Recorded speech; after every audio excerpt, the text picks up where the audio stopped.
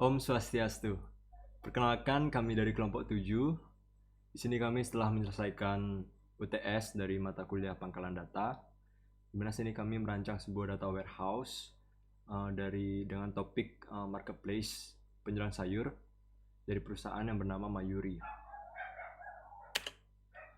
Sebelumnya di sini kami beranggotakan tiga anggota, di mana saya ada Bagus Gede Cakra Dharma Saputra 200055551075, dan saya sendiri Iketu Siva Govinda Putra dengan NIM 20055551076, dan teman saya lagi satu Imade Teguh Hartana dengan NIM 20055551005. Jadi, Mayuri adalah platform digital yang menghubungkan petani, produsen, dan konsumen secara langsung.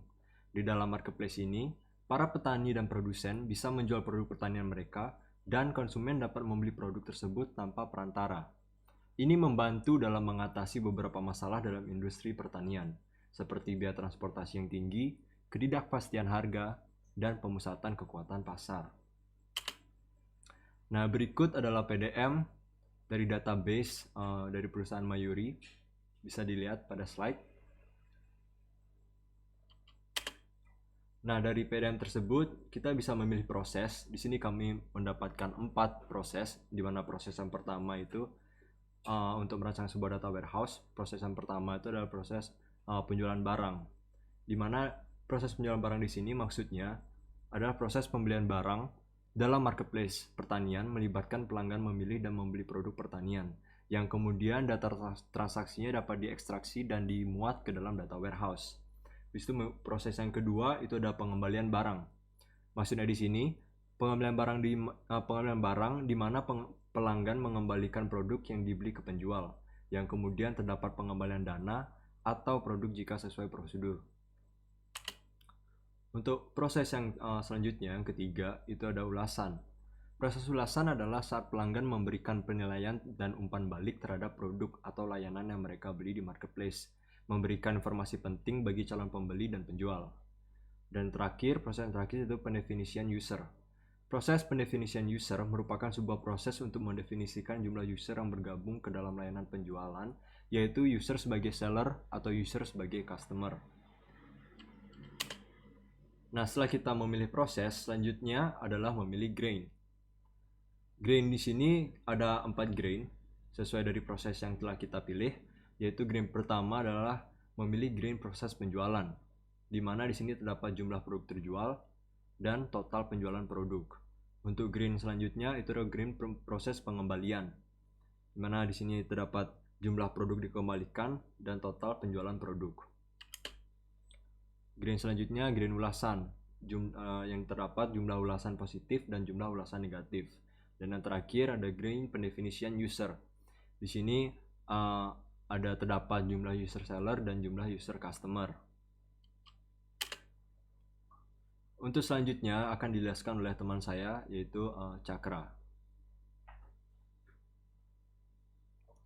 Oke, di sini saya akan melanjutkan presentasi dari Siva. Langkah selanjutnya yaitu adalah identifikasi dan menyesuaikan dimensi.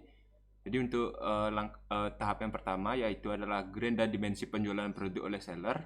Untuk grainnya sendiri ada jumlah produk terjual dan total penjualan produk. Untuk dimensinya ada waktu, barang, seller, dan lokasi.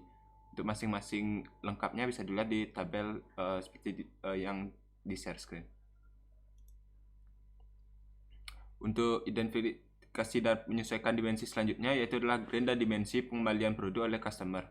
Untuk grainnya sendiri yaitu adalah jumlah produk dikembalikan dan total pengembalian produk. Untuk dimensinya sendiri ada waktu, barang, seller, dan juga lokasi.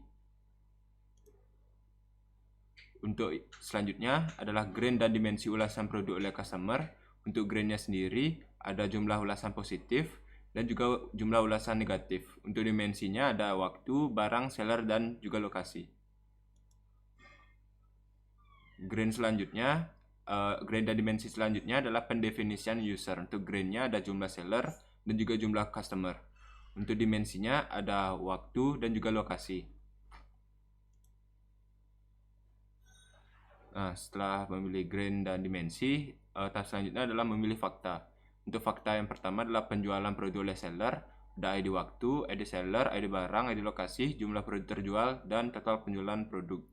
Untuk fakta kedua yaitu adalah pengembalian produk oleh customer, ada ID waktu, ID seller, ID barang, ID lokasi, jumlah produk dikembalikan, dan total pengembalian produk.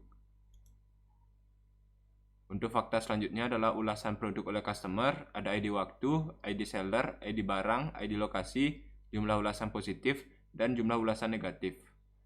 Fakta selanjutnya adalah pendefinisian user, ada ID waktu, ID lokasi, jumlah seller, dan jumlah customer. Setelah memilih fakta, langkah selanjutnya adalah menyimpan prekalkulasi. Untuk yang pertama dari fakta penjualan produk oleh seller, untuk total penjualan merupakan jumlah dari kuantiti dikali harga produk.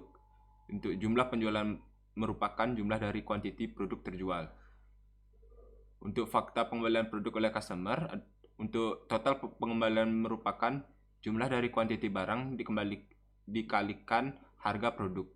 Untuk jumlah penjualan merupakan jumlah dari kuantiti produk yang dikembalikan. Untuk fakta ulasan, jumlah ulasan positif merupakan jumlah dari ulasan positif. Jumlah ulasan negatif merupakan jumlah dari ulasan negatif. Untuk fakta user, jumlah seller merupakan jumlah user yang berstatus seller. Dan jumlah customer merupakan jumlah user yang berstatus customer. Langkah selanjutnya adalah melengkapi tabel dimensi. Untuk dimensi waktu ada fieldnya ada tahun, kuartal, bulan, dan minggu, dan hari. Di deskripsinya, laporan dapat dilihat per tahun, per 3 bulan, per bulan, dan per hari. Dimensi selanjutnya adalah barang. Fieldnya ada jenis barang. Laporan dapat dilihat berdasarkan jenis barang. Dimensi selanjutnya adalah seller. Fieldnya ada data seller. Deskripsinya laporan dapat dilihat berdasarkan seller. Dimensi terakhir yaitu adalah lokasi dengan fieldnya yaitu data provinsi dan juga data kabupaten. Itu deskripsinya sendiri, laporan dapat dilihat berdasarkan provinsi dan laporan dapat dilihat berdasarkan kabupaten. Nah, langkah selanjutnya yaitu adalah melengkapi tabel dimensi. Untuk rounding out dimension, seperti yang tadi saya jelaskan. Lalu untuk dimensi lainnya ada seller dimension, yaitu ada ID seller dengan tipe data integer. Lalu atribut ada nama, tipe data varchar, atribut kategori, tipe data varchar, rating, tipe data varchar, alamat, tipe data varchar, nomor telepon juga tipe data varchar. Untuk waktu dimension, atribut yang pertama ada ID waktu dengan tipe data integer, ada bulan, tipe datanya month, lalu atribut tahun, tipe data year.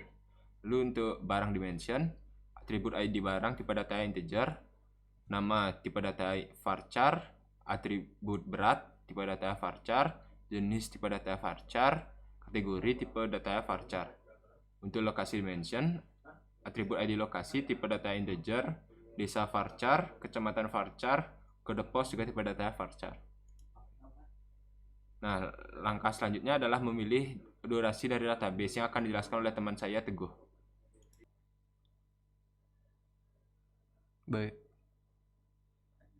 Baik, untuk langkah selanjutnya, tahap memilih durasi dari database. Pemilihan durasi data histori yang dimiliki oleh marketplace dapat dilakukan sesuai dengan kebutuhan informasi dari pihak manajemen marketplace. Biasanya melakukan proses perhitungan durasi basis data dalam jangka waktu 3 bulan. Jadi di sini ada prosesnya itu ada nama database, itu DB penjualan sayur, kemudian database dibuat tahun 2023, kemudian diintegrasikan dengan data warehouse tuh tahun 2023, dan analisa database transaksional melalui database warehouse-nya itu setiap 3 bulan.